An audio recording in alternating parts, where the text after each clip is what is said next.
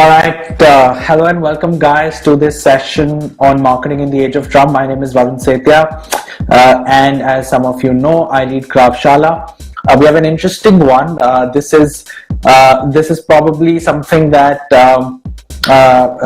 this is probably something that a couple of years ago people didn't think would happen. Trump got elected in November 2016. That was obviously not the only surprising thing that happened in November 2016. Some of you might remember this small event called demonetization, which took the world by storm. And there were a couple of other strange things that happened in November 2016.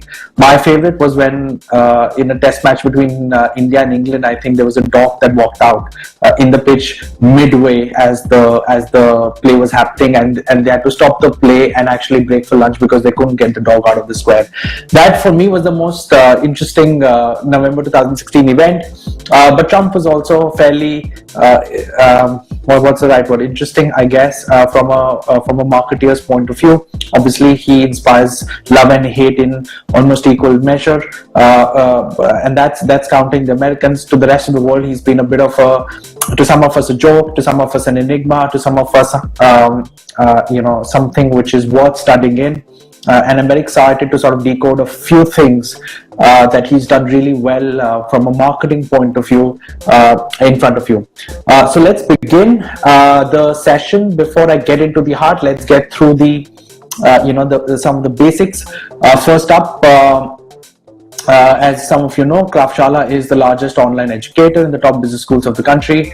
But what makes us a little different, apart from our apart from the interest that we get from top business schools, is the fact that we're focused exclusively on sales and marketing. So we don't build courses outside that. And these are some of the programs that are currently live. If you go to the platform, for the B School students, you guys already know well the three programs that are open right now. For working professionals, we've launched our first program, which is a program in professional brand management. All right, let's get this show on track. So essentially, when Trump got elected, most people did not expect him to even sort of do well in the Republican primaries. Forget the actual general election. So a little bit of context to the election process in the US. So essentially, there are two main parties. There are the Democrats and the Republicans. Trump stood as a Republican. The way the presidential election happens is that first there are what is called primaries, which decide who's going to be the nominee for each party. So it's a fairly democratic process in that sense, in that the Republican base and the Democratic base, simplistically put, they elect the candidate that they want to be nominated as the presidential nominee, and then those two candidates face off in the final general election. There is obviously sometimes a third candidate or a fourth candidate. In fact, every election, but those guys have the deck stacked against them, and no candidate has won outside the major party in the last, certainly in the last century, but probably much longer than that. And so when Trump stood as a Republican, he stood amongst a lot of he stood against some very well-known faces. And then obviously when he won the Republican nomination and he was pitted against the Democratic nominee, who was Hillary Clinton in 2016, he was again up against it. The reason I say that up against it is because Trump is not a politician. While he had been in the national consciousness for the longest time, he had no political experience whatsoever. So he was a rank outsider in that sense. He was often called a fringe candidate because of the lunacy of some of his proposals, which can best be, lunatic, I think, is the best way to describe them. But he certainly had some elements that sort of got him going. But just to sort of continue on that point of context, some of the candidates that stood against him had raised hundreds of millions of dollars. So the most prominent within the Republican base was Jeb Bush, who was the brother of George W. Bush and the son of H.W. Bush, both former presidents of the US, who had raised more than $100 million in his campaign. And then obviously Hillary Clinton had raised hundreds of millions herself, right? And these were just two of the many, more than 15 other candidates who were in the process. There were senators and governors and long time, Republican stalwarts who were simply brushed aside in the wave that happened, right? So he was unexpected, not just to the world outside, but also to the US public, and that's what made his election such an interesting thing to study. So what I'm going to do next is I am going to be showing you 9 principles that you can decode from what really sort of Trump or decode from Trump's rise, and we're going to go step by step into those 9. So I'm going to try and sort of wrap this session up in a short period, but then I'm going to be taking in, I know that there will be a lot of questions around this topic, and so I'm going to be taking in all of those questions as we go forward. So a little bit of context to you guys. What I'm going to do is I'm going to be going through my presentations. I'm going to keep some of the questions as well. Some of those questions I'll address immediately, but the other questions I'll address at the end. So if you've asked a question, I will address it at some point. That's the first bit. All right, so let's begin.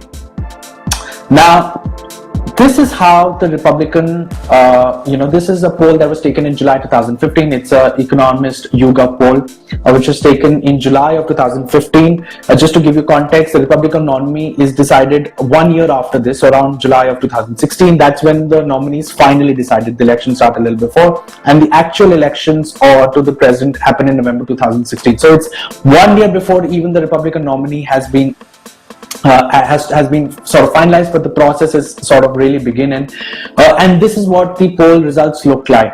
So Donald Trump was at the start. He started well in that sense, and then there were these whole host of Republican candidates who were in the race, who had different levels of who had different levels of approval and different levels of support behind them.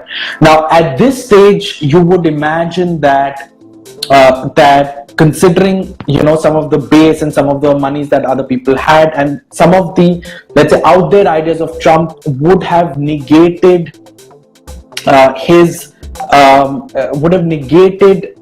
fact that so let me rephrase this point, because this is a really important point. The 15% that Trump had was very different from the 11% that Jeb Bush or Rand Paul or any of these other candidates had. The numbers really were not the story of 2015. And so if you just looked at those numbers, you don't really know what is going to happen in the future. A more indicative data point would have been if any of you had been to the Trump rallies, because this particular 15% was not just a 15% who thought Trump was a good candidate. This was a 15%, it was an emotionally charged 15%. They loved Trump. People might have preferred Jeb Bush for a whole lot of reasons, but they did not really love those candidates in a way that Trump inspired loyalty, and it inspired sheer love. And that's perhaps something which is one of the oldest principles of starting a new brand, but is very very poorly known. The best way, when you're sort of starting out a brand, the best way to sort of build a brand is to counterintuitively start with an influential minority. Now, if I look at a lot of the major consumer goods companies, and let's, so I'm sort of stepping out a little bit from the political scenes into the marketing scenes. If I look at how most innovation is looked at from a company standpoint, there are these tests done to see if your new product is better than the existing product, and a whole mass of segments are sort of polled before you make that kind of a conclusion. So let's say 60% of users that are polled prefer your product to 40%. that is deemed as a product that could be launched, for instance. That's a very, very poor way to judge whether a product is going to succeed or not. Because the truth is that any new product, when it is going to be launched in, is going to need an early set of adopters who are not just going to adopt the product, but are actually going to advocate for the product. And so the most important rule of innovation is to never to build a product for the masses. Whenever you're launching a product, you never optimize it for the masses. What you do essentially is you pick out an influential minority within the masses who are going to become the early adopters, and these are the people who are going to evangelize your product, who are going to speak about it, write about it, recommend it to their friends, and so on and so forth. Before a brand gets established, it needs these adopters in order to sort of travel forward.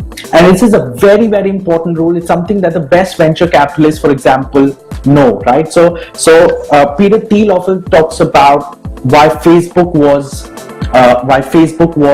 such a great product, because it had captured the most influential college crowd that existed in the world, which was all the Ivy League colleges, starting with Harvard, and then it sort of expanded from there. And that's something that is always been true and will continue to be true, right? And so the way that you essentially build a brand is you start by tapping an influential minority and then expanding the base. I'm going to come to how you expand the base in a second, but I just want to tell you about why that is so important, right? Because what people think, even in a political election, let's say, which matters, let's say, to everyone, so to speak, there is a percentage of people who can be convinced. There is a percentage of people who cannot be convinced, right? So you take the context of the U.S. election. There are those who are Democrats and those who are Republicans. That constitutes arguably less than half, much less than half of the electorate, because the rest of the electorate, frankly, are not paying all that kind of attention. And so it's therefore important that the friends of these people are not paying attention, the relatives of these people are not paying attention, be made to be aware of the finer points of what the candidate is about, right? And if you don't do that, then you're unlikely to work. Yeah. And so therefore the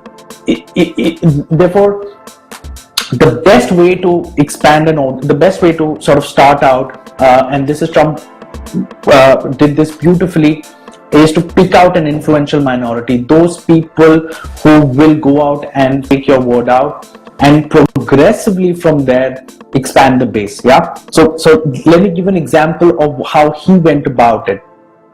So the first thing that he did was he tapped into the most emotional base of Republican voters that there are, right? And these are people who hated the Obama years. There was a fair amount of racism that was involved in. It was claimed that Obama is not a citizen, was not born in the country, and so on and so forth. These were conspiracy theories which had very little truth in them. But that is where Trump started his ascent. This was even before 2015. He became the face of this movement called the birther movement. And these are the people who were the first base of Trump, and a lot of people even today think that is the bulk of the base. That's not true. Most people in any society are not extremists of those kind, but there are some people who are extremists, and this is where Trump's base started. Once he had the Obama haters, and he had virtually every one of Obama's haters, he went to the next level, the closest cousins of these people, which are people who are either nationalists or nativists, right? And what that essentially means is that they have a very high sense of nationalism within them. For these people, some of the biggest issues were immigration and terrorism. Immigration in the US context happens a lot from the south, which is the Mexico border. And when I talk about immigration, the concern is more around illegal immigrants rather than, let's say, legalized immigration, although I would imagine that that might also be a little bit of concern to people. But certainly the big issue was illegal immigration, and then obviously terrorism, which as you can imagine has been a conversational point for the US ever since the 9/11, right? So that was the second leg of people that he really sort of got through. The third set of people that he got were the establishment haters. Now this is where we're getting into territory which is most of it. So the first two circles are all Republican, even the third circle is actually still Republican, so I'm still talking about the base. But these are people who are essentially mistrusting of the establishment, that is intelligentsia, which means the universities, the professors, the think tanks, the government bureaucrats sitting in Washington, and so on and so forth. Washington being the capital city, and these are people who are extremely pissed off with the way things have been run, not just in the Obama years, but also in the years before that, right? So essentially, these are people who are who really sort of have an issue with the way the country has been run, in the way they've been treated, and so on and so forth. And finally, and this is this is where he won the election, are the economic warriors, right? So these were people who had no issues per se about immigration, terrorism, racism, none of that sort. These were people who were fundamentally worried about the economic future of their families. 2008 recession had happened, but the economy hasn't really recovered in all that fantastic way, at least not by 2016. And so these people really worried with globalization, with automation, what would happen to their jobs, and so on and so forth. And this is where he really won the election, because this is not traditionally a Republican base. This is a base that is either independent or Democrats. And so he won some of the critical states that people did not expect him to win by appealing to these economic warriors. But the important thing to understand is that he didn't go after those people at the start. When he started the election, everything was about starting with the core, with the core Obama haters, then going into the nationalists, then into the establishment haters, and then finally into the economic worries, right? So that's the way that any brand will also sort of go in. It will first become very large amongst a small base, and then gradually expand its base. All right, so the second point then, and this really flows in from the first point, is the fact that likability is a metric that is almost dead. When I was a brand manager, likability was a metric that you would essentially track. How many people, even if they buy from you or they don't buy from you, how many people essentially like you, right? And that's something that's just dead, because the truth is that when you're trying to appeal to the base, you have to really essentially appeal to that base in an authentic way, and therefore by appealing to that base, you are going to take an extremist stand, as Trump did. He was, as they say, and he was rightly called the fringe candidate. It's just that at that moment he was only appealing to the base, right? And so therefore what happens is that when you go out and appeal to this very small minority, there are going to be other people who are going to hate you, and that is the reality of that is the reality of new age marketing, right? And the biggest example of that is an example that I showed you, which was the Colin Kaepernick example, because essentially it is now a given that not just small brands, but even large brands are being forced to take stands. So just to give you a very quick context, Colin Kaepernick is a figure who is a National Football League player who got sort of controversial because he took a knee during a national anthem. Republicans hated that, Democrats understood that, and he became a figure of great controversy. And so therefore he did not get a deal the next year in the NFL because of the issue regarding that. Trump really came out against him, so he really sort of became, as I said, a lightning rod for both sides. And then in 2018, Nike decided to do a campaign with him. Now the campaign itself was about core Nike principles, but it featured Colin Kaepernick. And what happened as a result was that those on the left, the Democrats, essentially started to really root for Nike. They went out, they celebrated it. The campaign got wide coverage in the press, and so on and so forth. And on the other side, a lot of Trump supporters, Republicans, people who do not appreciate his stand, really came out against it. And there were some images of shoe burning and so on and so forth, right? But it was perhaps the first instance of one of the largest brands in the world actually taking a stand. And this only happened in a world which is as polarized as it is post the Trump era, right? And most likely you're going to see a lot more of this. There have been some brands which have taken a stand in the past and have been and sort of have been not and have done okay, but increasingly you would find that this is the trend, and I can say that with confidence for two reasons. One, because it's completely consistent with classical marketing theory of differentiation, but really, I mean, data speaks for everything. Nike sales went through the roof when this happened, right? And so therefore there is no two ways about it. Even in our own context, I mean, there is Dove, which has taken this route of real beauty, which stands out against conventional beauty norms and so on and so forth. So there have been examples of brands taking a stand forever, but I think that those stands are going to become more and more polarized as things go forward. A related thing when you talk of creating the stand is creating the other, right? And this is something that Trump is an absolute master at. As a species, we are tribal in nature, and so therefore we love to root for our teams. That there's a reason why sports is considered, team sports is such a passionate thing, because we love rooting for our team, and part of that rooting for our team comes from hating the other. Yeah, and that's something that any political person will understand. Demonization of the other is an important aspect of getting your own team to sort of root for you. And Trump obviously went and took it a step further, where he would brand his opponents in a certain way. So Hillary, for example, was Crooked Hillary, right? And every time he addressed Hillary, it was Crooked Hillary. He had a nickname for all of his opponents, or every single one. So there was an opponent who was Ted Cruz. You might have seen him, one of the more prominent opponents. He was there in the race for the longest, I think, and he became Lying Ted.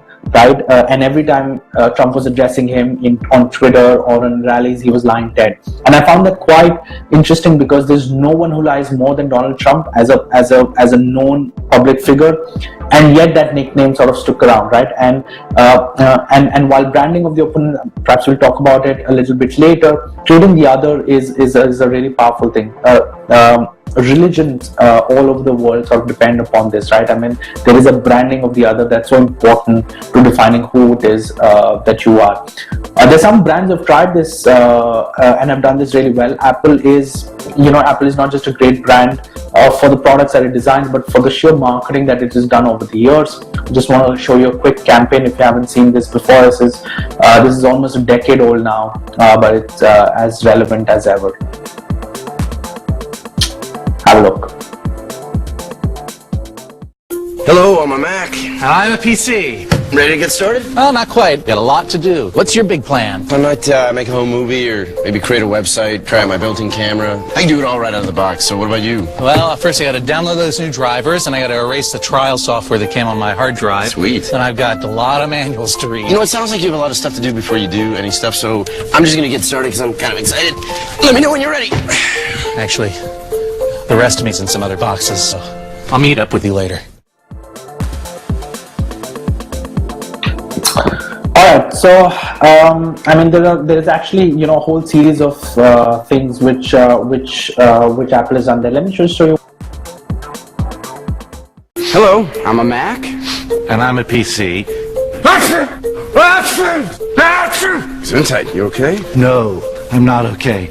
I have that virus that's going around. Oh, yeah. You better stay back. This one's a doozy. That's okay, I'll be fine. No, do not be a hero. Last year there were 114,000 known viruses for PCs. PCs, not Macs. So you just grab this one. I think I got a crash. Okay, if you feel like that'll help, good.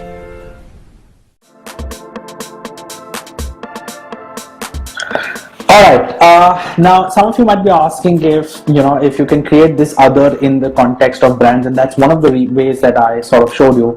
And that was perhaps the milder version. That was 2010 milder version of marketing. Let me show you what the marketing is going to be in the future, and you've already seen it really. I mean, all of you have seen the future. This is the future, where there is a brand. Patanjali is the most successful FMCG of startup of our times. There's no two ways about it. They've done tremendously well. No one can ignore them. And one of the strong aspects of their marketing is built around this concept of Swadeshi versus Videshi, right? They've really branded all FMCG products as Videshi products, as contributing not to India's growth, but actually, that money going out to someplace else and then not being natural and so on and so forth, right? So he's really sort of branded everything else as a problem. If anyone thinks, Ramdev is not one of the best marketers of our times, they're really missing a beat. Like, there used to be, these brands who would talk about natural products. He didn't invent the natural products, right? They've been natural products, commercially manufactured natural products. Ironically, for at least a decade, there have been brands which have done so on and so forth. But he would come out and really sort of, make these outrageous statements. Some of them true, some of them clearly not true, but all of them making a dent in the psyche of the people, and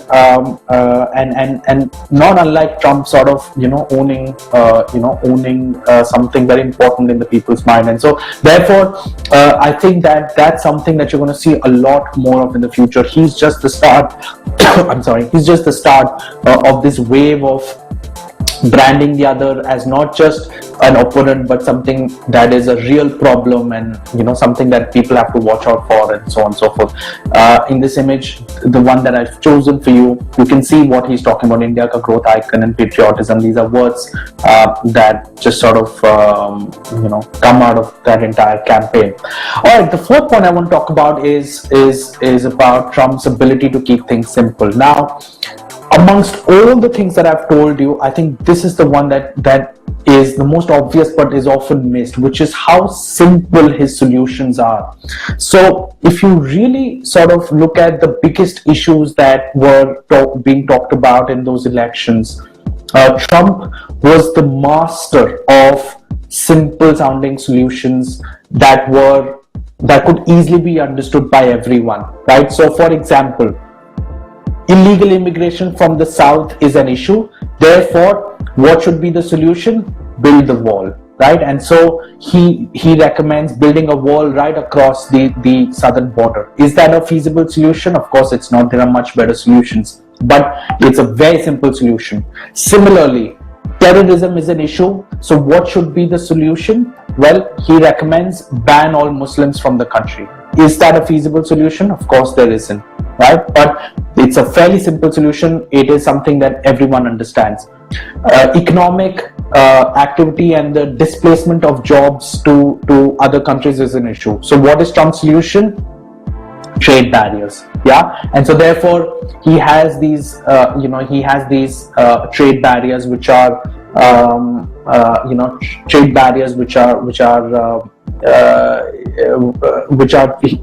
I mean, obviously their biggest partner, opponent, whatever you want to call it, is China, and so therefore the trade war with China is perhaps the most talked about thing. But his solution has been the same with almost every country, right? You raise the barrier, right?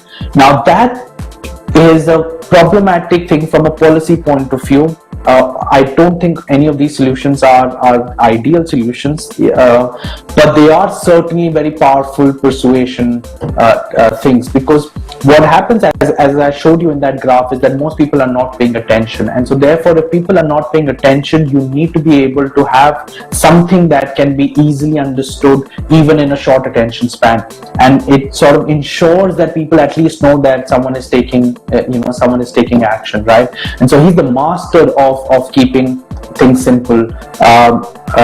when it comes to solution, right? One of my favorite examples, if I were to take it from a marketing point of view, comes from Domino's, and I think this is something that all of you are familiar with. 30 minutes night to free is something which is which is a very simple messaging that everyone understands. Now, what is the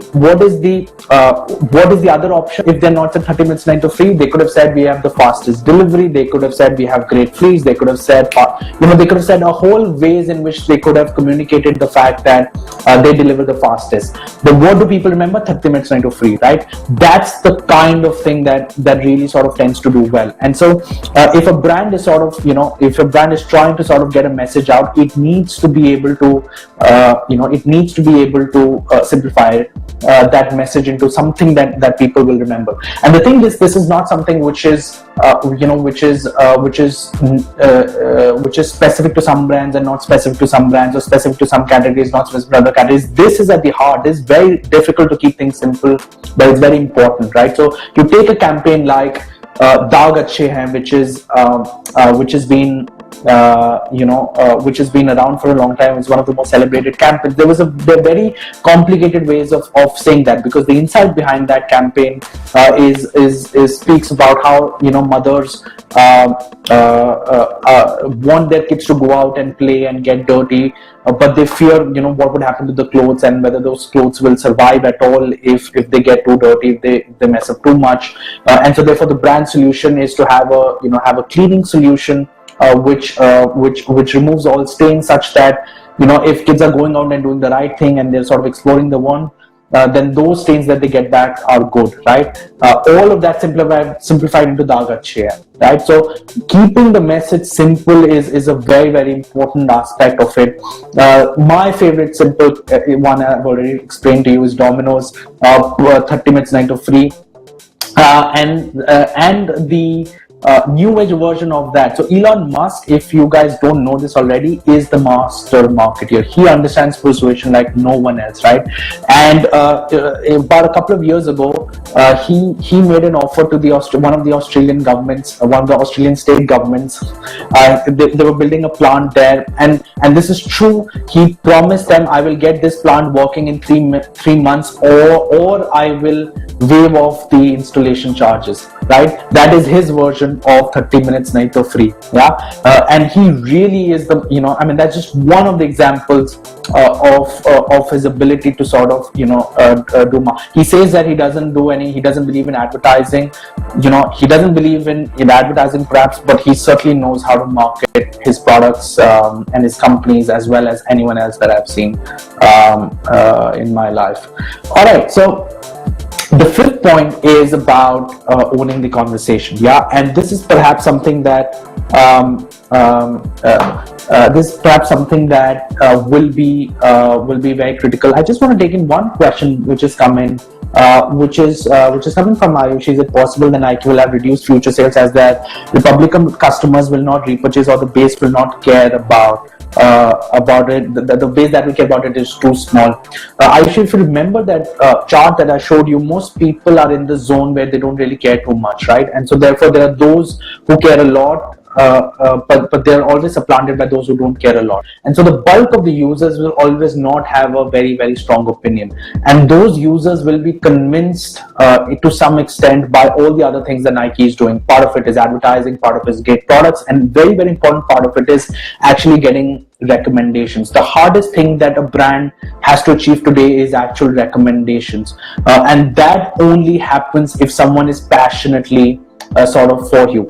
And so yes, it is possible that yes, it is possible. Yes, it is true that they will get some kind of backlash from Republicans, but over a period of time, you would find that that backlash doesn't compare to the benefit that they get by just being relevant in the eyes of some passionate users, right? So you win some, you lose some. If you continue to be bland about it, then you don't win at all, right? And a very good example of getting it really off is the Pepsi commercial that was done with Kendall Jenner. So if you haven't seen it, I am not carrying the link right now. It's a very long ad. I don't want to show it, but if you guys see it, you'll see what I mean by getting it horribly wrong. So Pepsi, classical FMCG, classical marketing, they admit that they got this really wrong. They took the same issue that ironically got Colin Kaepernick in trouble, but they approach it from a very bland perspective, so that they didn't want to, they wanted to support the people who were rebelling, but they didn't want to offend the others, and so they tried to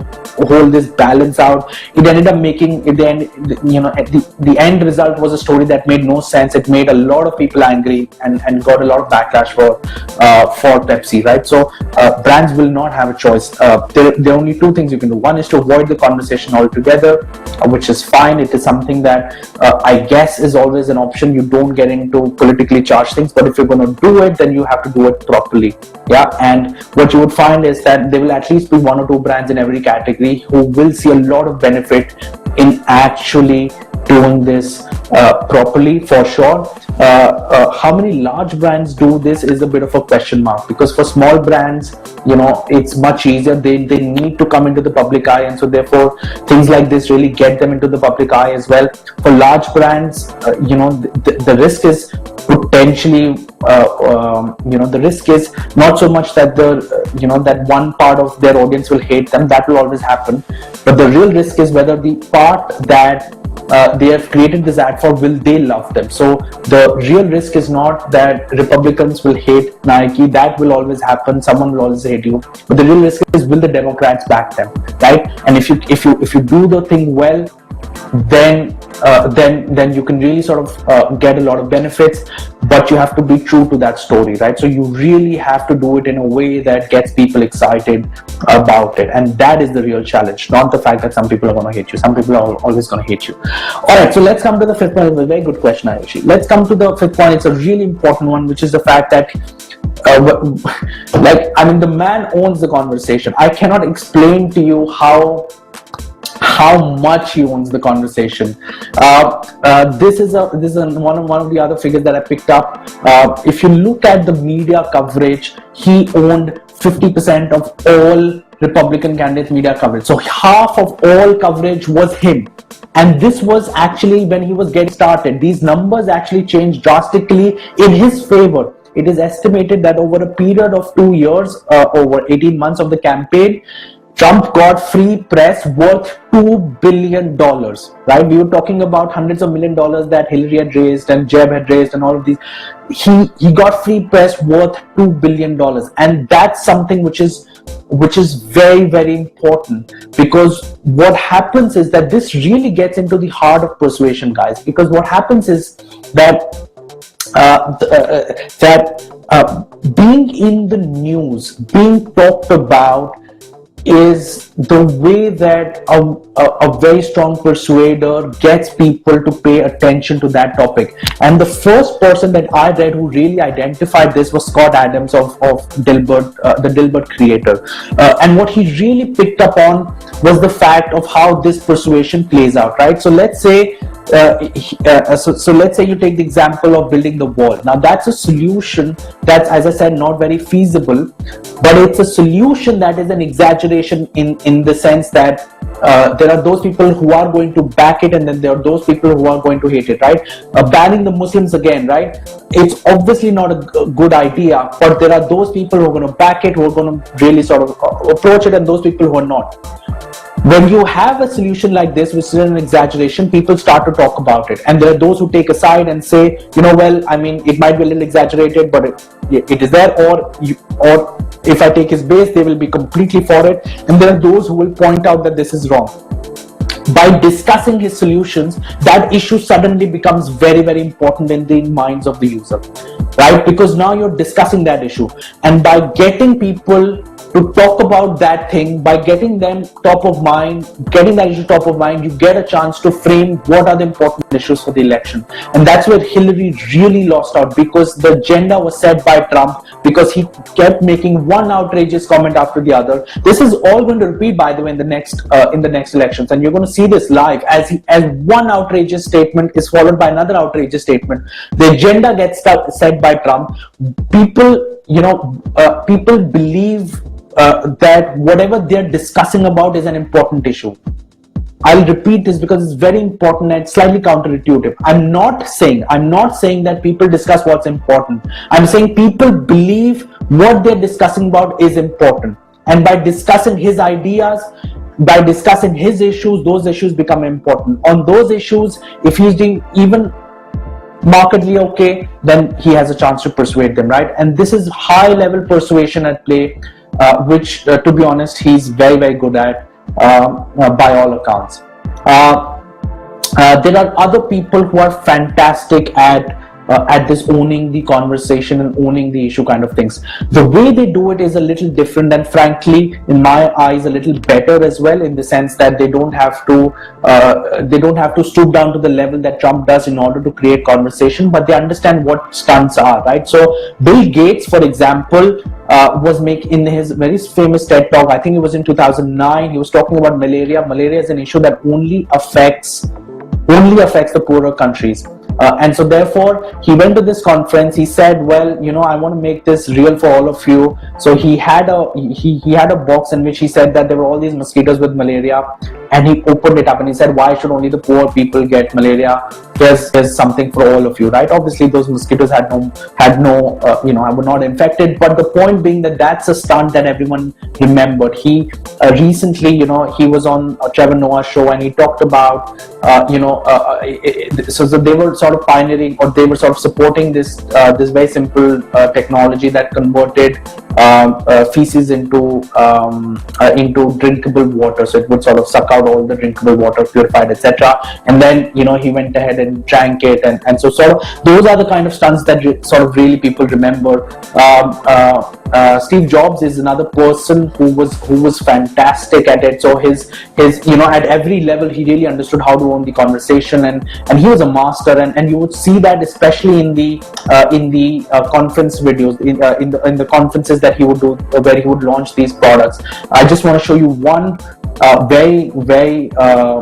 want to show you the launch of the iPhone in 2007 and how he brought it to the world, because it's interesting how he owned the conversation and what was the stunt he pulled there. The internet device section here, I want to show you something truly remarkable, which is Google Maps on iPhone. I hit our Maps application here, and it's coming up, and it shows us North America, and I'm going to go to Moscone West. That's where we are right now, and here we are. Boom. That's where we are. Now, what I'm going to do is I'm going to go look for something. I'm going to certainly want a cup of coffee afterwards, so I'm just going to look for Starbucks, right? Starbucks. So I'm going to search for Starbucks, and sure enough, there's all the Starbucks. Now, I can get a list of Starbucks here, so I can pick that one if I want, and I can even go look at that Starbucks, and there it is, and let's give him a call.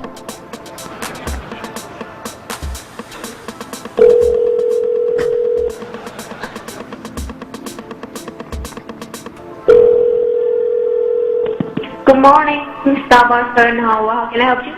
Yes, I'd like to order 4,000 lattes to go, please. No, just kidding. Wrong number. Thank you. Bye-bye. Okay.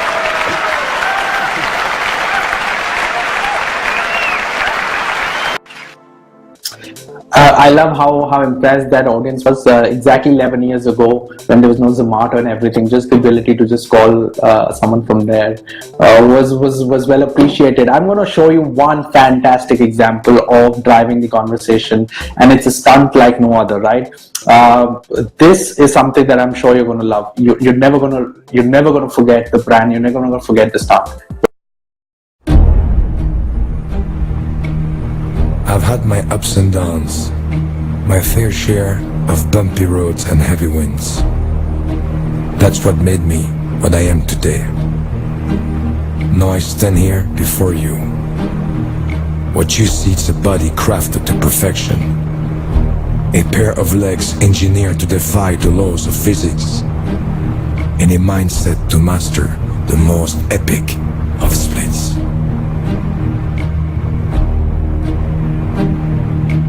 Who can say where the road goes, where the day flows, only time.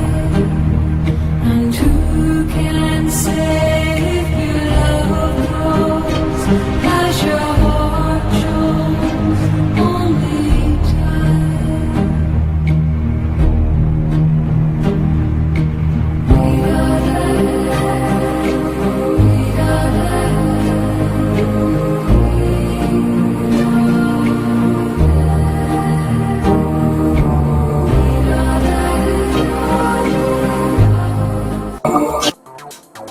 Alright, Volvo, you're going to remember this one. It is one of the great, communications of our time. The stunts are used far too little by brands, I think, in general. Alright, let's keep this show moving. One of the recent examples from India, and this is done very differently, is by this brand called Too Yum. I don't know if many of you have heard of it. And what they did essentially was they got Virat Kohli as a brand ambassador. One, great choice of a brand ambassador, but two, it's a snacking brand, and Virat Kohli is notoriously sort of a health and a fitness freak. Really, he dumped one of the cola brands as an ambassador because he said that they're too unhealthy, and so he really has this image of being a fitness freak, and obviously snacking doesn't go well with it. And so what they did was, before they got him on board, before it was announced that he's sort of come on board, they started pumping in the PR machinery, saying that there's been some reports that Virat has been seen snacking and all of that. And in fact, they got Virat Kohli to upload this open letter on his Twitter profile. I hope you can read this, where he's essentially talking about the fact that there has been some conversation around the fact that he's been seen snacking and so on and so forth, and he knows what everyone has been important, and it was PR. It was done well, and sort of caught the attention. People sort of started talking about it, right? So you would see again a lot more of this as brands start to own the conversation. Colin Kaepernick again, Nike, they own the conversation. So a lot of these points are actually quite related to one another. I will keep this show moving.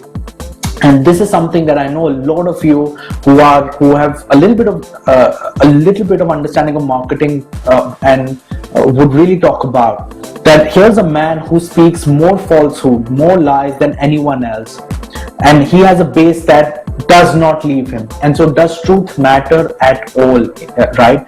And the way to look at this is the fact that there are essentially, when we talk of media, when we talk of narratives, there are essentially two different worlds that exist in the US, and that same parallel you can see in India as well. There are two different narratives that exist. In narrative one, which is, let's say, led by CNN, ABC, etc. Trump is out of control. There's complete chaos, and he's done nothing, and the country is going to the dogs.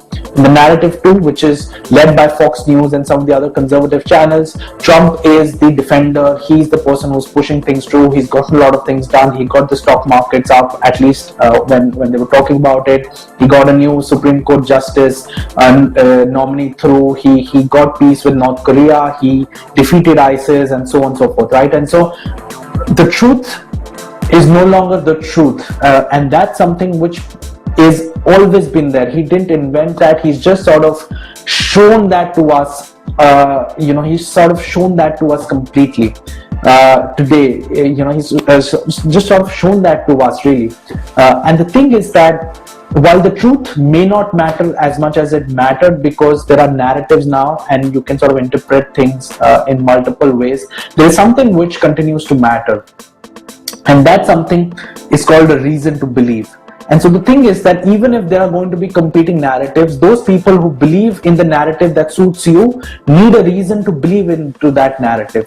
And one of the things that people forget about Trump is that he's not an unknown entity. He was a very successful businessman. That was something that was clearly visible to every voter from day one, that he was a businessman who, sure, he exaggerated his wealth, he exaggerated his success, and so on and so forth, but he really he was someone that was a public figure. He was successful. He owned a show. That was a successful show. He owned the Miss World and the Miss Universe pageants and so on and so forth.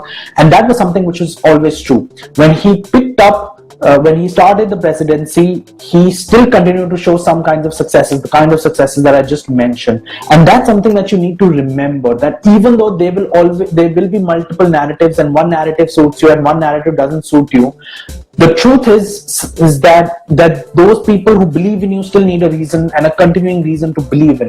And that's one of the reasons why he has really sort of gone out after that wall, and he's now shut down the government because he couldn't reach a deal with the Democrats on sort of funding for the wall. And so therefore the funding for about 40% of the government is now stalled, because he needs that wall, because he needs to give something to his base. It may not be the full wall, it may not be the wall as he was envisioned.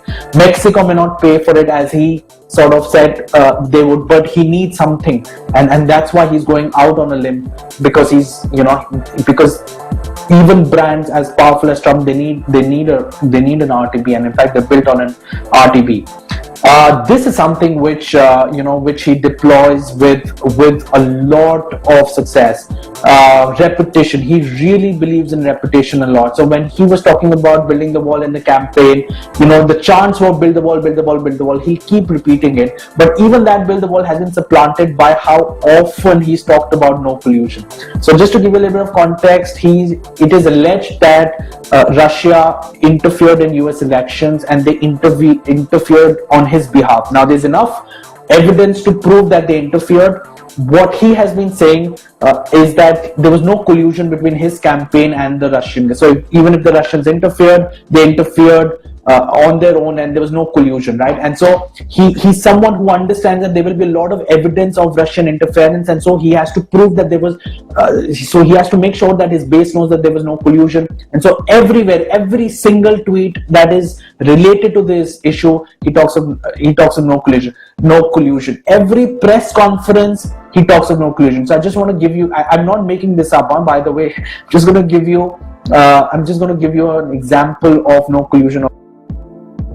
There is another issue that the new guy can't stop talking about, and he wants to make it really clear that he did not collude with Russia. Really? He wants to make it really, really clear. Watch.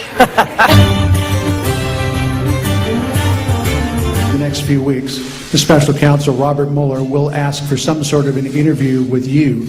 Are you open to meeting with him? Well, again, John, there has been no collusion between the Trump campaign and Russians, Trump and Russians, no collusion. But bottom line, they all say there's no collusion, and there is no collusion. It's been determined that there is no collusion. When they have no collusion and nobody's found any collusion, I can only say this: there was absolutely no collusion.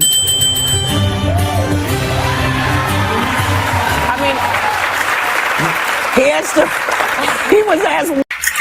It's fun to see Trump talk. All right, so reputation is something that is something which is at the heart of what he does. Another very important thing is the way that he uses emotional words and metaphors. Right, this is slightly nuanced, but it's very important to understand. In the recent midterm elections, he talked about this caravan of illegal immigrants who were going to come out there and who were going to completely take over the US. Right, it's not enough to say that there is illegal immigration. It's not enough to say that there are millions and so on and so forth.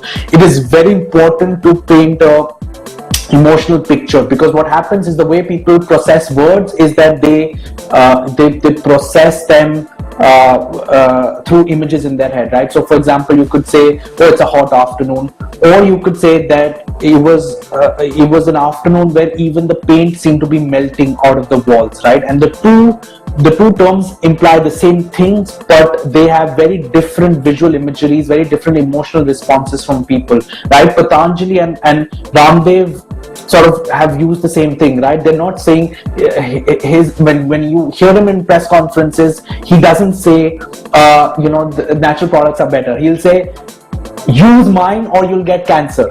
Is that an exaggeration? Of course it's an exaggeration, but you see the emotional response that it evokes, right? It's something that sort of makes you wonder if there's any kind of truth in that, and sort of really sort of makes your side very passionate about why you're choosing that brand, right? Metaphors is a very, very critical and a very, very nuanced thing that he uses well again. So this is an example where he's trying to sort of justify his stand on Syrian immigration. You can read the tweet and you can understand what he was talking about, and that's something that politicians use all the time. So this comes from the work of I forget the name of the person, but the person who sort of wrote the book Persuasion. He also wrote a great book on persuasion. But the specific example that I want to refer to is when let's say there are two sides who are talking about containing violence or containing criminal activity. Let's be very specific, right? So if your side favors a solution of building more prisons and being tough on crime in that perspective, then the metaphor that you will end up using is that these criminals are essentially wild animals who are raging through our towns. Whereas conversely, if the solution that your side wants to present is that we should get to the root cause of the issues, which is unemployment, poverty, lack of education, and so on and so forth, then the metaphor that you'll end up using is a virus, right? It's a very, very sort of important persuasion strategy, because the metaphor that you use determines what kind of emotions that you're going to sort of come up with. And this is something that I think that people miss altogether about him. So Trump does a lot of A/B testing, right? So what is A/B testing for anyone who's completely unaware? A/B testing is testing out two solutions with actual users to see which one starts to do well, right? And A/B testing is at the heart of digital marketing, right? You want to run campaigns, you run multiple campaigns, you see which one people are responding to well, and that's the one that you then use and sort of go forward with, and you keep iterating it in that trench. So just to give you an example, when he was trying out nicknames for Hillary, Crooked Hillary was just one of them. He had these bunch of nicknames that he would use, and then he would see what would get the crowd really excited, and then whatever the crowd was getting excited with, that's the one that he would use, right? He does a lot of A/B testing on his campaign, and it's beautiful because it's right in the open for anyone to see if they're really paying attention. And I found that funny because all of this was let's say traditional marketing, and here we got into some very important things. So those there then are the 9 lessons that you can draw out from Trump. I'm going to take in, there's so many questions that I've come up with, and I'm going to take them one by one. But before I get into the questions, for anyone who's still unaware of how Craftshalla works, we essentially build programs that help people get jobs. So let me take the example of professional brand management, because that's the one that we are talking about today. The intent is to accelerate and sort of get people jobs in marketing. And so therefore what you do is our programs are built with some of the best recruiters in the country, and those programs are offered, those programs are built on the principle of 70-20-10, which is the fact that people learn best by doing projects, and so that in the professional brand management program there are 2 different projects. One of them is with an emerging healthcare startup, the other of them is with the Ministry of Food and UP government, and you will work on those projects individually. You will get a lot of support from us, which is the 20 part of 70-20-10, which is one-on-one coaching, and then obviously 10% of it is all this kind of learning that we're doing right now. And as part of this, you get access to, once you complete the program, it's about a 3.5-month program. Once you complete it, you get access to exclusive job opportunities. You get an industry credit score. That's a very, very relevant score for you in the industry. People on campus get direct pre-placement interviews with some of the best companies in the world, including Nestle. And so that's something which is really powerful, right? So if you want to build a credential in sales and marketing, this is it. Whoever is applying right now can just do it. There is you can just mention interested on the chat, and we'll take it up from there. All right, guys. So Shivan has asked, how can one have A/B testing in a brand's context, considering they are really highly expensive for the brand managers? So it depends on what kind of campaign that you're doing it. If you're doing a TV campaign, what you do is concept testing, where you have multiple concepts. You don't create an ad on with those concepts. You essentially test those concepts with users, and then you see the responses, and then you figure out one concept, then you do that test. Sometimes people also do script testing on the same concept, so they run basically what are called animatics. They do those script testing actual users, and then they figure out which script is working better. If you're doing a digital campaign, then A/B testing is the cheapest thing to do, right? So I can just have two campaigns running and figure out which one is working better, or I can have two versions of my web page and I can see which web page is performing better. Harsh says, while this kind of marketing sounds very interesting, it's kind of extremist and this is just one way of creating a brand, right? Or will this hold good for building any brand for that matter? It's a very good question, Harsh. So what happens is that politics is a very polarized environment, and anytime there is a polarized environment, you will have the extremist views doing really well. But in general, what you would find is many of the lessons that I have mentioned there are going to be relevant no matter what. So take something like owning the conversation, right? Now you can say, does a brand have to keep sort of making outrageous statements? The answer is no, it doesn't, it shouldn't as well, but it still needs a way to be in the conversation, right? So there's a very interesting book called the Kim Kardashian Principle, which talks about how these kind of celeb brands have sort of built an entire following based on staying in the news, and the only reason that they're famous is because they're famous, right? Or they're infamous, whatever it is. And so what you would find is that owning the conversation is fairly critical. What you would find is that the brand that owns the conversation best is going to, over a period of time, do better. How you own the conversation is up to you, right? So Red Bull does it through stunts. Volvo, I just gave you a great example. 2Yum did an interesting thing. How you own the conversation can be sort of framed, but the fact that you need to own the conversation is critical and will become more critical as we go forward. All right. For this 2Yum ad, I still feel that some might not believe that these snacks are healthy. Pulkit, you're absolutely right. A lot of people will not believe that these snacks are healthy. If you remember my chart, there are those who believe you, there are those who don't believe, who believe you, there are those who will never believe you, and then there are those who can be convinced, right? And so you, as a brand, you forget about those who are never going to believe you, and you speak to the core. Those who either can believe you or those who are not paying that kind of attention, right? All right. All right, but there will be Nike loyalists among Republicans, won't there? So as I said, I mean, there are Nike, it depends on how strong a Republican you are. Some people will, grudgingly buy Nike. Some people will not buy it at all. And it's fine, so you win some and you lose some kind of scenario. But most people are neither Republicans nor Democrats, at least not in a very strong way. And so if you, the intent is for a mass brand is to actually get the majority, and the way you get the majority is by having a very powerful minority backing you. Right, and so that's the way to market share in the world today. Rajat says Samsung Galaxy versus Apple iPhone is a great example. That's absolutely true. Neha has an interesting question. Isn't it difficult to evoke these strong emotions in today's clutter-free advertisement arena, where the attention span and decision making is not as critical as electing a president? That's the challenge for brands in order to get users to be really passionate about you. I think Patanjali does it really well. They built on that kind of a proposition. I think Dove does it really well because it's it sort of has built into a very strong aspect. I think every brand needs a way to have some kind of very powerful emotional triggers associated with it. Let me rephrase that. Ideally, every brand must try that. There are some categories where you can't have very powerful emotional triggers at all.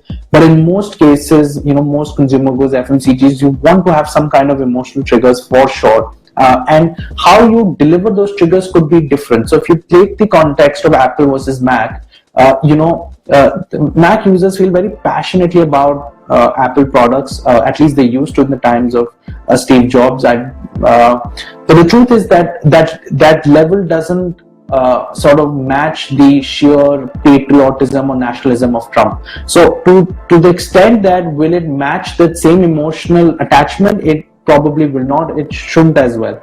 But the truth is that you can still have a much more powerful attachment, right? So what is the attachment of Windows users to Windows versus Apple users to Apple, right? And that is the really important thing, right? And really, if you take for much of the first part of the 21st century, Apple had much smaller market share than Windows, right? And in fact, Mac will still have a lesser market share than Windows. But what you would have seen is that gradually, even with no product innovations and no substantial product innovations, I say, over Windows, Mac has been gaining, right? And that's something which is a very true indicator. If the level of advocacy is very high amongst your users, chances are that you will grow quite substantially. And that's something that you want to do. You want to be more, you want to have a greater emotional attachment with your brand users than your competition. Whether are you going to have as much as a political figure will have, that's unlikely. So Tejas asks, Republicans have lost a lot of ground in the recent midterm elections. Do you think issues like the Russia scandal, Robert Mueller's probe, Michael Cohen going to jail, Trump's affairs, etc., impacted Republican performance, or did media play a huge role in swaying people's mind from things that Trump has been doing for betterment of the US economy, or is it both? Sorry for the long question. Tejas, you shouldn't be sorry for the long question. You should be sorry because most people here don't have any freaking idea of what you just said about Robert Mueller's probe and Michael Cohen going behind jail. So just to give you a little bit, it's a great question though, so I will answer it. So just to give you a little bit of a context, guys, midterm elections are essentially the elections that happen between the presidential elections. So US has two houses, there's the Congress and there's the Senate, like we have Lok Sabha, Rajya Sabha. It's kind of similar concept, but sort of similar in the sense that there is a kind of a parliament, but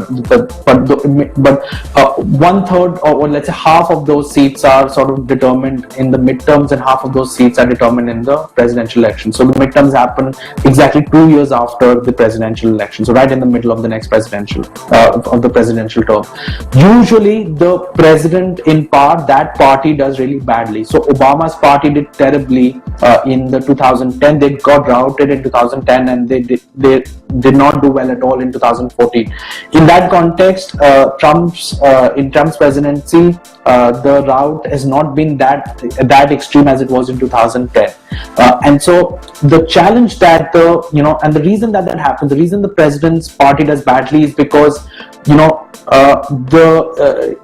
whichever party is in power, whichever party's president is in power, that obviously invites a lot of opposition. So your opponents are really charged up because they hate all the policies that you're implementing. Whereas, your own supporters are not that excited because, when you're in power, there are a whole million issues. He can't build the wall. That excitement tends to sort of dip. And so what Trump did very smartly was that he focused on actually getting out his base to vote, because that's the biggest challenge. It's not that people don't back you or anything.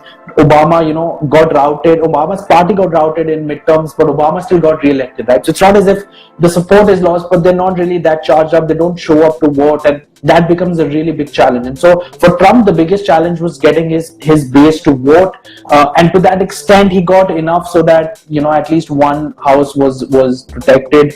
And the other, it happened, whatever happened. It wasn't a rout for him, it was a loss. You would expect that loss to happen. And to be honest, what will happen in the actual presidential elections is hard to find, and it depends on who's he up against. So for example, if it's Bernie Sanders, then Trump might actually have a fair chance of losing. But if it's someone like Hillary again, a corporatized candidate, he will probably win again. So that's something which is there. All right, let's keep this flowing. Let me go now to the top. Again, Rajat asks, don't you think Patanjali is capitalizing in the Indian market because of slow prices and the fact that large part of the population is not that educated? Because what I've observed is that Patanjali is a great success in village and tier 3 cities, while people in tier 1, tier 2 cities still use branded products. That's actually not true. So Patanjali has a lot of reach in tier 1, tier 2 cities. Obviously, its biggest base is in the smaller towns, but it has a lot of they have a lot of base in tier 1 and tier 2 cities as well. The truth is that there is a reason to believe for Patanjali as well, right? So the products are cheaper than in other products. What he claims is that because all the profits are going to a non-profit, they're not actually generating any profits, and so therefore the products are cheaper. That's what he claims. In any case, I'm not much of a user, so I don't know. But in general, Patanjali's products are cheaper priced than typical branded MNC branded FMCG products.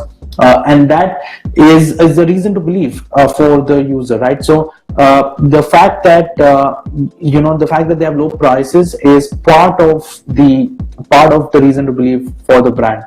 The low education of the population, frankly, has not much of a connection really. So let's put it this way, that the fact that natural products are better and is something which a lot of people who live in the villages and who live in tier 2 towns fundamentally believe, right? They believe that the commercialization is perhaps not a great idea, and so that story does really well in a certain part of population and a certain part of the country, and obviously the brand does best in that part of the country, right? So it's there will always be those aspects where brands will sort of find their base amongst a certain audience, but brands become very large once they get not just that base but other people as well, right? So there are people in my family, for example, professors of mine, old professors of mine. I recently went to FMS, and one of the professors said he found Patanjali products to be as good and definitely cheaper than the competition.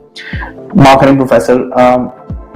It is what it is, right? I mean, it's not a function of just being poorly educated. It is certainly a function of the fact that they have a very good reason to believe. They probably have good products, and they probably are cheaper than the competition.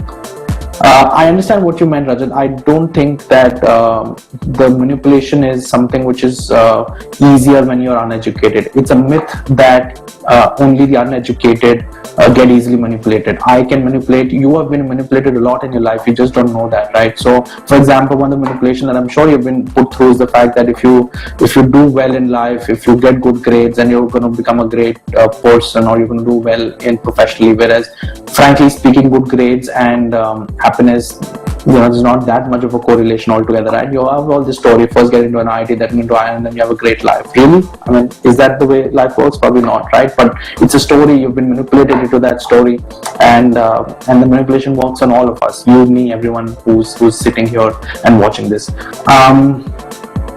Fear psychosis is what worked for both Trump and Patanjali, is what Amit is saying. Irrational fear is what scaled it. Is it the right way as long as it works? So here's the thing. What I've taught you today are a set of tools, and they are tools, they are weapons. They are to be used in favor or against a cause. I have not talked anything about the cause. I have not said anything about whether Trump's cause is just, whether his policies are good. I have not talked about any meat whatsoever of the actual issue. All I've talked about is how he's gone about in talking about and in persuading the masses about his issues. That's the best way to sort of remember this, Amit, in that what I'm teaching you are tools. To what end you use those tools is up to you. And to be honest, most people have a good sense of right and wrong, and so really there are only two goals in life: to know the difference between right and wrong, and then to be able to serve the cause of right effectively. And this is a way to serve the cause of right, hopefully. And so therefore, fear is not something which is used only by megalomaniacs. Fear is how human behavior works. The question is of what fear are you using, right? So let's say there is an individual, right? Now that individual fears for his country, yeah, that is a legitimate fear in many cases, yeah, but there are multiple ways to sort of activate that fear. One way to activate that fear is that the fact that there are other people who will overturn the country and make it not sound very good. That's the, let's say, the ultra nationalism kind of way to use that fear. Another way to use that fear is if as a society we don't take responsibility for ourselves, then we would get left behind. and that's another way to use it. Now, the fear is there in both cases. What kind of fears and what kind of articulation are you using is what matters. So every team, every marketing campaign is going to depend upon some kind of fear at its heart, some kind of tension. Fear perhaps is not the right word for it, some kind of tension, right? So there's going to be a tension that every brand is going to tap in upon. What is the tension? Is the tension, are you tapping into a fear that makes us or reduces us to the animal, to the base version of ourselves, or are you tapping into a fear that lifts us from everyone else and makes us really human and really sort of profound as a species? That is up to you as a marketer and as to the cause that you represent. For how long can advertising leave impact on the minds of people? Also, in case of counter advertising, I asked to others how to ensure the effectiveness of the counter. Oh, it's a great question. So counters actually work better than the core claim. So Trump is a famous counter puncher, right? I mean, he twists the claim of the opponents very well, right? So an argument and a counter argument sort of work really well. But the counter has to be effective, and ideally you want the other person to eat humble pie. Trump never eats humble pie. If you see, he never admits that he's wrong. He just keeps doubling down on his policy. Like he just keeps doubling down on whatever. So if people accuse him of colluding with the Russians, he goes ahead and just sort of has a policy which is favorable to Russians openly. He just talks about Putin well openly, right? There's no hiding, right? Because he's just doubling down, because he thinks, well, the way to sort of counter this is very clear. If I have nothing to hide, why should I hide, right? So I'll just keep doubling down, right? So you think that my trade barriers with China are a bad decision? Wait, I'll raise the barrier. I'll sort of impose more tariffs and then more tariffs. That he just keeps doubling down on his policy all the time. And so to counter that kind of an argument, you need some kind of broad support, right? You either need your opponent to say that they were wrong, or you need the mass public to say that person was wrong. The thing about Trump and what makes it really difficult to counter him is that the masses, his base and his extended base, not just his core base, never think that he's actually wrong. He's able to get them to agree with him. And so, if it was just him saying that he's not wrong and everyone else thought he's a fool, then he would be a fool. The problem is that let's say 50% of people think he's a fool, but the other 50%, most of them think that he's probably right or he's more or less right. And in that kind of a context, how do you counter punch? It's very hard to counter punch, very hard to counter those kind of arguments, right? And that's what makes competing with him an absolute challenge. Alright, great questions that have come in today, guys. I've really sort of enjoyed this a lot. If you've enjoyed this, please go out and share your views with the rest of the world. It'd be fun to get more people involved as well. So if you've liked this, please go on to our page and share that love publicly on Facebook, on LinkedIn or Insta. I'd really appreciate it. Hope you guys enjoyed it. I'll see you soon. Take care.